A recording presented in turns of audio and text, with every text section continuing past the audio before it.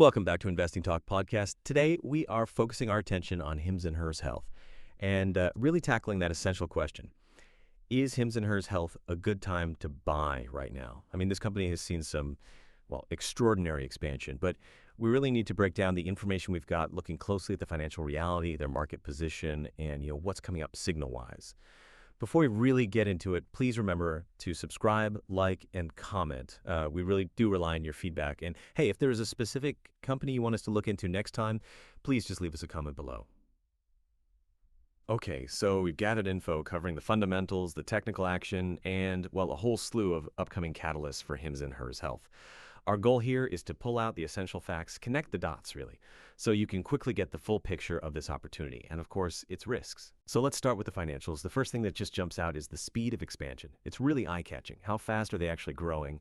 And maybe more importantly, is it, healthy growth? Yeah, the growth is frankly phenomenal. Is why the market's paying such close attention. If you look at the core metrics from Q2 2025, they really show aggressive execution. Right. Revenue was $544.8 million. Wow. Which, translates to a 73% year-over-year growth. So this top-line expansion rate, it basically confirms they are leading the pack among their digital health peers. They're not just expanding, they're, aggressively grabbing market share. Okay, 73%. That top-line growth is certainly powerful, but, we've seen plenty of high-growth companies just burn cash to get those numbers. Yep. What makes HIMS and HERS different is the profitability aspect there. Are they actually getting operating leverage? That is the crucial distinction, exactly. The sources we looked at show a pretty mature progression towards sustainable profitability. In that same Q2 period, net income actually hit $42.5 million. And adjusted EBITDA was very robust, $82.2 million. What this really signifies is that operating leverage. They're growing revenue much, much faster than their operating costs are rising. Their fixed costs are now spread across a much bigger subscriber base, right? So each new dollar of revenue is significantly more profitable than the last one. That's really the hallmark of a successful, scalable platform business. Right. And if we look back, say, over the entire trailing 12 months, what does that annualized picture look like? Are we talking about a multi-billion-dollar company now? Oh, absolutely. The trailing 12 months, or TTM revenue, currently stands at $2.01 billion. $2 billion, okay. Yeah, they've officially gone from being, a disruptor to an established multi-billion-dollar player. And critically, the TTM net income is $193.6 million, which gives you a TTM EPS of about 0.1078 cents. This is really why that Q2 earnings beat was such a catalyst. It just confirmed the profit story is real and, picking up steam. Analyst consensus is definitely anticipating further pretty steep earnings acceleration for the rest of FY 2025 and into FY 2026. And crucially, how's the balance sheet holding up? I mean, rapid expansion like this often comes with, heavy debt strain.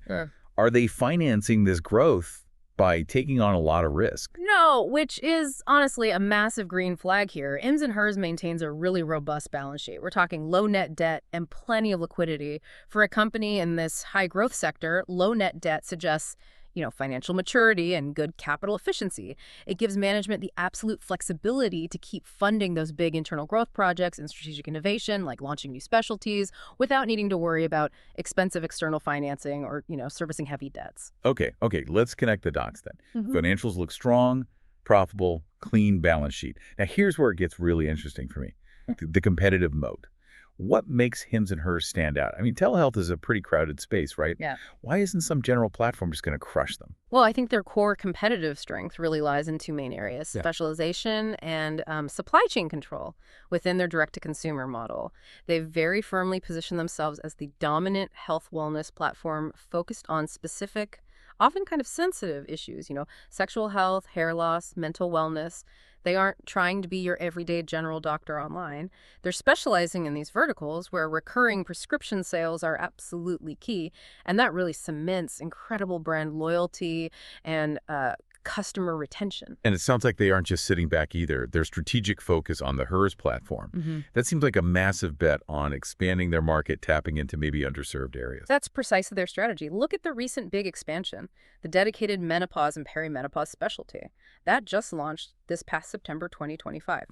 This is strategically a brilliant move. It targets a massive, high-value, and frankly, chronically underserved demographic with ongoing recurring needs. Management is being very ambitious here, openly targeting $1 billion in HERS revenue by 2026.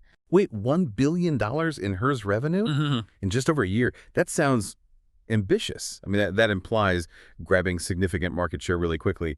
What's the mechanism? How are they planning to do that beyond just offering the service? It's really innovation paired with convenience. They're using their telehealth model to basically bypass all the friction of traditional healthcare appointments, the long waits, the prescription processes, and they're constantly enhancing their care models and protocols, which reinforces their credibility. Like, for example, their announcement back in September about the new standard in testosterone treatment. That kind of thing shows a commitment to medical rigor, which builds trust with regulators and, importantly, with patients. And the sources confirm that customer satisfaction data shows their digital care often matches or even exceeds the traditional doctor's office experience. That really reinforces the value proposition that this model isn't just easier, it might actually be superior for certain needs. Cool. Okay, so they're executing this aggressive, profitable strategy. Where does that leave the technical picture for this stock? Are investors kind of already pricing all this success in, or is there still momentum left? Well, the technical action definitely reflects that fundamental success story. Shares have surged, over 150% year to date, Wow. and over 200% in the last 12 months. So that signals intense appetite, both institutional and retail. The big question now for you, the investor, is whether there's still gas left in the tank after such a huge run-up. Right. So what are the critical technical price points we should be aware of based on, say, recent trading action as of October 21st, 2025? Okay, so the current price is hovering right around $49.85. Technically, the area around, let's say, $45 to $50 has really established itself as strong support. That suggests dips are being bought up pretty quickly. On the upside, the immediate sort of psychological resistance seems to be around $60, though, the stock did push towards its recent high of $72.98 earlier this year.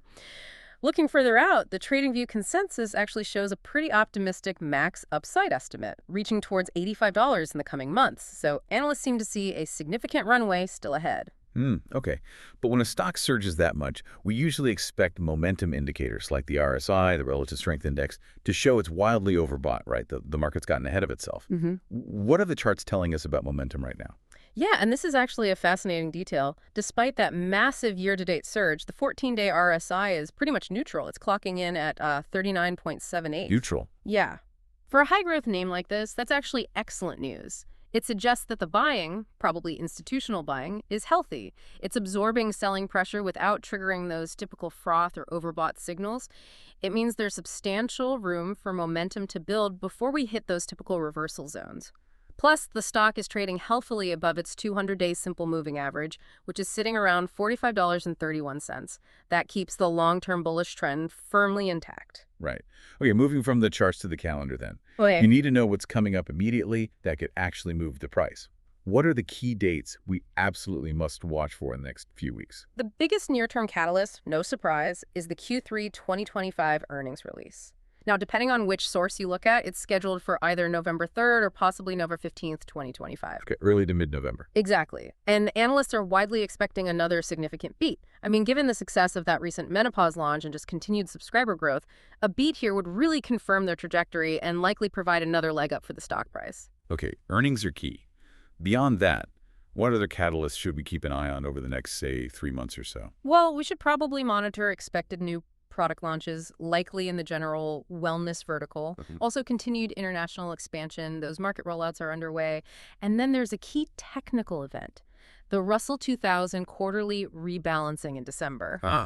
Right. That event forces passive funds tracking the index to buy the stock, which almost always drives some technical flow and accumulation. Okay, now, we kind of have to talk about the buzz, Right. the rumors. But let's be really clear here.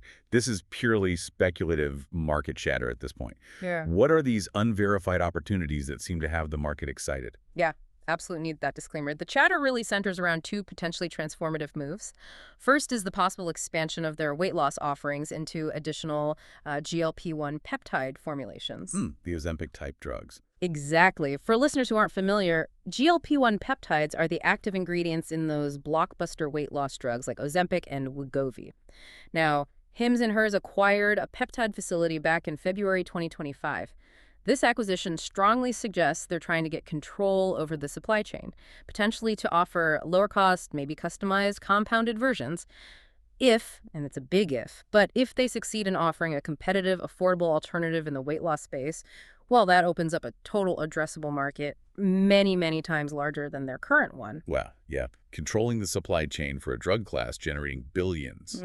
That could fundamentally change their valuation. Okay, what's the second big rumor floating around? The second rumor that has the street talking is a potential Medicare Advantage pilot program. Medicare. Yeah. Interesting. Yeah, Hims& Hers currently operates on a cash pay, direct-to-consumer model, right? Moving into Medicare Advantage would signal a pretty big shift towards the reimbursed healthcare ecosystem, basically providing access to government funding. If that were confirmed, it's a paradigm shift. It signals institutional acceptance and unlocks access to the massive older demographic. And, we're also hearing those continued background rumors of acquisition interest from larger health tech companies, which always adds a bit of speculative upside potential. Okay, we've covered a lot here. Strong financials, ambitious strategy, positive technicals, some really exciting speculative upside.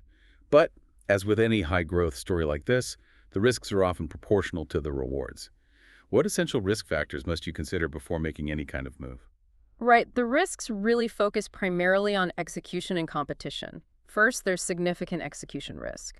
Can management successfully scale these complex new international markets and these high-value specialties like the new menopause care without any operational hiccups? That's a big question. Second, there's always the risk of margin compression.